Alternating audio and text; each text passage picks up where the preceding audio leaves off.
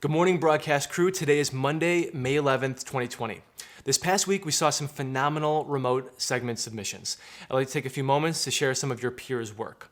First up is a North Star DIY on how to make homemade kettle corn produced by Elliot from Period 8. It's that time of year when we leave the house and go out to baseball games, carnivals, and state fairs.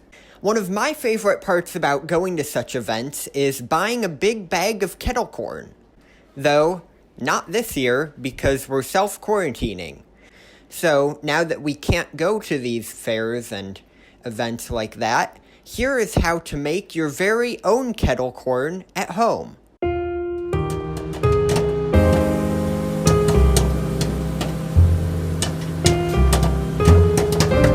So our first ingredient is going to be the vegetable oil.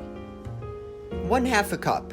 And then we're going to put this over medium-low heat, and under no circumstances should you ever turn the heat higher than this.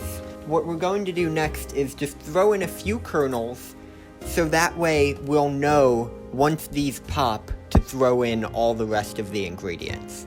So we can see that all of our test kernels are popped, so we can add all the rest of the ingredients. 1/2 cup of popcorn kernels. And now we'll add 1/2 cup of sugar. It can be a little less than 1/2 cup.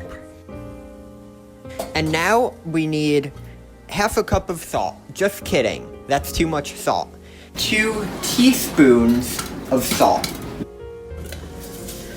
Oh, dang. So, we need to shake this so it doesn't all stick to the bottom and burn. We can go ahead and turn off the heat right now, let this finish popping, and then I will pour it all out onto this baking sheet. And now we stir. Okay, so we have put all the kernels into this bowl, and we've distributed the toppings evenly. I tossed this, and now let's see how it tastes.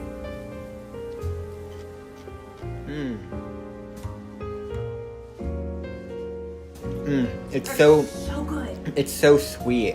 And you get that little subtle tang of the salt at the same time. This is how good classic carnival style kettle corn should taste.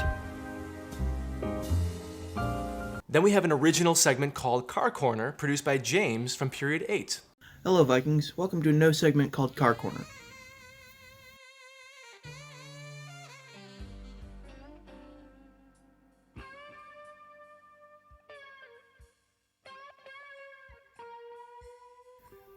Today we'll be going over one of the last Great American Fleet vehicles. So move on out of the way, you Chevy Capiche. It's time for the Crown Vic. The original Crown Vic was a trim package for Ford between 1955 and 1956, which came back as another trim package between the years 1980 to 1991. Now that's when we started getting the first gen Crown Vic, as we know it today. It was rounded edged instead of a brick that would cut through the air. It was supposed to be more aerodynamic. It had a lower drag coefficient.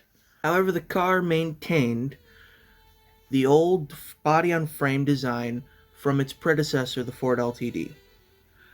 Having a 4.6-liter V8 under the hood, a 4-speed automatic transmission, putting out roughly 231 horsepower at most. Now, not much for the car that weighs 4,100 pounds, but when you apply that amount of horsepower to rear-wheel drive car, it makes for some good burnouts.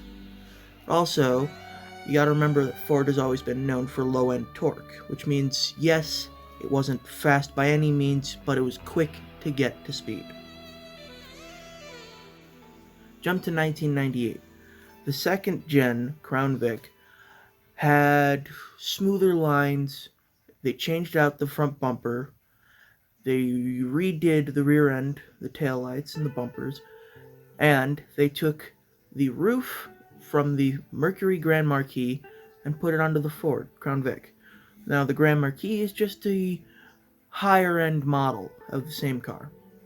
Then you also had the Lincoln Town Car, which is built off the same body and chassis design. And you also had the ever so sought after Mercury Marauder. Now, this is all great and dandy, yes, but it still wasn't that powerful. However, there were people that started to realize that the same 4.6 liter V8 was what you found in the Mustang.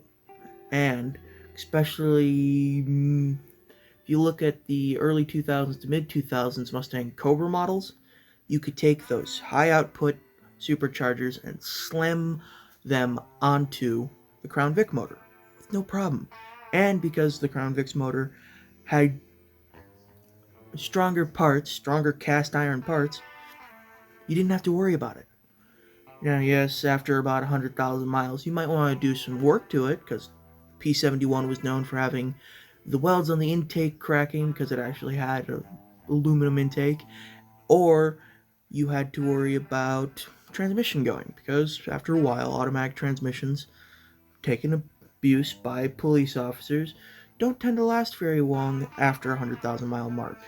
But as long as it was taken care of and treated well, the vehicle lasted fine. I'll touch a bit about the car. You kind of get to see why so many people like it and why so many people dislike it. The people that dislike it were probably pulled over by it one too many times by one too many police officers for doing something dumb in their own car. But the people that like it are dedicated fans to the old-fashioned way of building cars. Thick, sturdy frames with a body plonked down on top of it, a big V8 and power going out to the rear end, tire smoke and loud exhaust. Brings back memories of older cars. For some of those people, that's great. For some of them, they'll say it's boring and not fun. So, there's a little bit that you can know now to talk about the Ford Crown Vic. Now, you've all learned a tremendous amount this year in our broadcast production class. Beyond production fundamentals, you have learned how to be resourceful, resilient, and consistent in the face of major setbacks and limitations. For this, you should all be proud. I am. For our final remote cycle, we will each produce an advice segment for next year's broadcast production crew. Here's the assignment.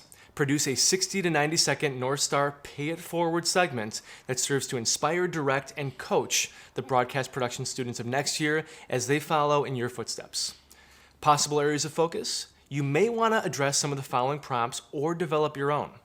Number 1, how do you overcome challenges in broadcast production? 2, what is the single most difficult aspect of media production and or broadcast production? 3, what is the aspect of broadcast production that was most rewarding for you? 4, how might the skills you learn in this class prepare you for the world that lies beyond high school? And 5, if you could send a message to next year's students, what would it be? Now remember, these are just ideas. You can choose one of them, you can choose a few of them, or you can develop your own focus. This 6th and final remote cycle is due this Friday, May 15th, 2020 at 3:23 p.m.